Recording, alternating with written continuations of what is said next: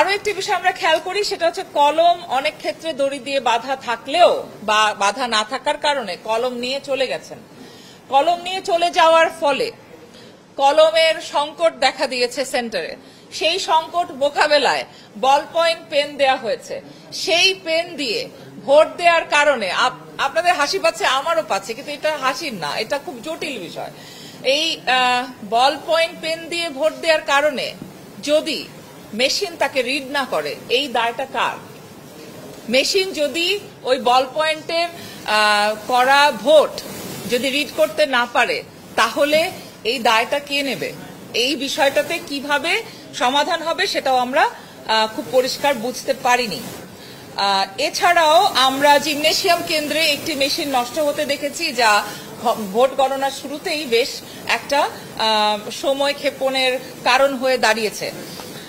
এছাড়াও আমরা পুরো নির্বাচন ব্যবস্থাটিতেই যথেষ্ট জনবল নিয়োজিত দেখতে পাইনি।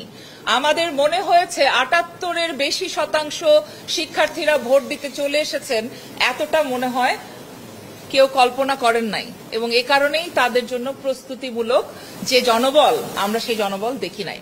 এবং এই বিশাল ক্রাউড হ্যান্ডেল করার মতো যথেষ্ট জনবল না থাকার কারণেই প্রত্যেকটা ক্ষেত্রেই কিন্তু সবকিছু ধীর লয়ের হতে শুরু করে, কারণ কয়েকজন মানুষের উপরে অনেক মানুষ সামলানোর বিশাল চাপ তৈরি হয়েছে।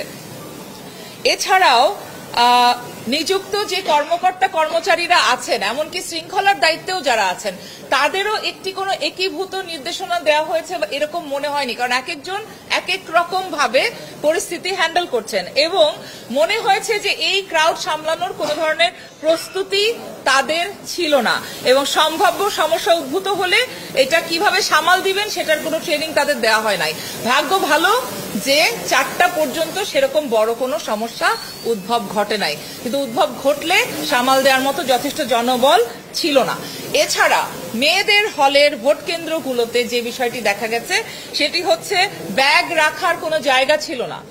ব্যাগ রাখার জায়গা না থাকার ফলে ফোন নিয়ে ঢোকা যাবে না বিধায় এই ফোন রেখে আসি, ব্যাগ রেখে আসি, এইসব বলে নানান লোককে ডাকাডাকি করা হয়েছে, এবং গেটগুলোর সামনে এই সমস্ত মানুষেরা প্রার্থীর লোক হিসেবে এসে নানান রকম প্রচারণা করেছেন, এবং তার ভিত্তিতে আরো নানান রকম সমস্যা উদ্ভব ঘটেছে।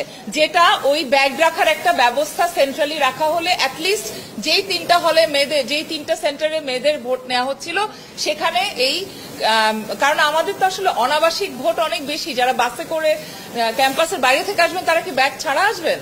তো এই ব্যাগ রাখার বিষয়টা কেন কারো মাথায় আসেনি আমি জানি না, এবং এটা আমরা কেউ বুঝতেও পারি না যে এই জিনিসটা খুব খুব সহজেই সমাধান করা যেত এমন একটি বিষয়। তাছাড়া দেখা গেছে ব্যাগ পাহারা দেওয়ার অজুহাতে নির্বাচনী প্রচারণা হচ্ছে, লিফলেট দেওয়া হচ্ছে, ইত্যাদি ইত্যাদি। এছাড়া প্রচুর গুজব আমরা শুনেছি। তাছাড়াও আমরা দেখেছি যে বেশ কয়েকটি কেন্দ্রে স্ক্রিন বন্ধ হয়ে গেছে, কোথাও দেরিতে অন হয়েছে, ইত্যাদি। এই সমস্ত বিষয় আমলে নিয়ে আমাদের মনে হয়েছে যে যে অব্যবস্থাপনাগুলো হয়েছে সে অব্যবস্থাপনাগুলো যদি না হতো তাহলে আমরা আরো ট্রাস্ট নিয়ে, আরো বিশ্বাস আস্থা নিয়ে এই নির্বাচনটার বিষয়ে বলতে পারতাম।